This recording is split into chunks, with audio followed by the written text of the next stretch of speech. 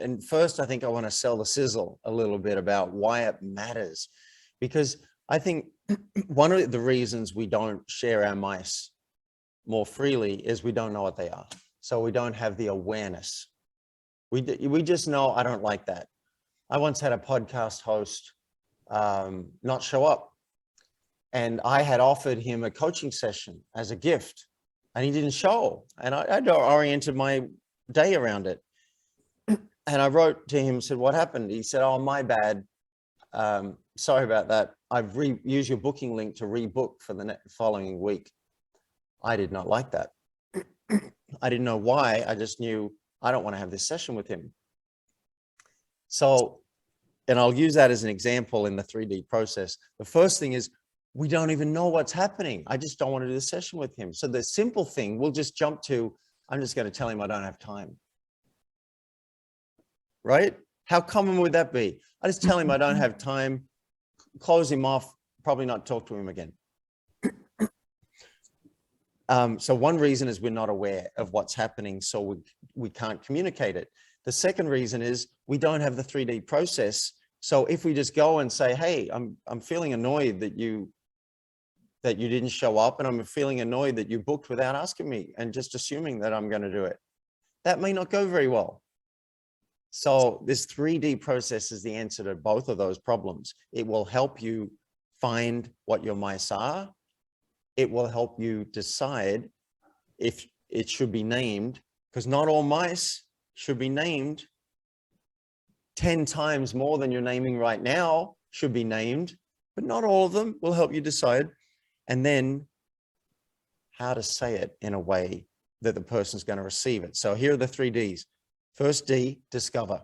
Go through the worksheet, work out what you're feeling, what you're wanting. If you have a request, it'll help you get clear on that. Second D, decide. How important is this relationship?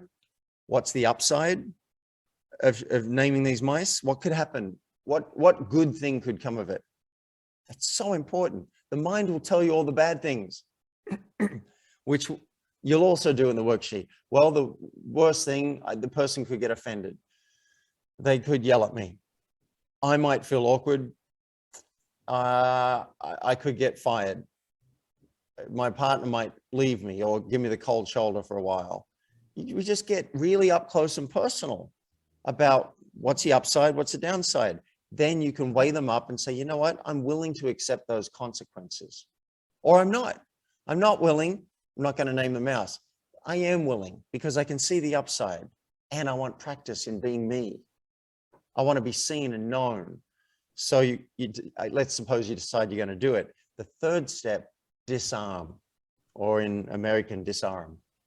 Disarm the person so that they I need to practice my accent for acting class, but it's a little weird to just switch between US and Australian.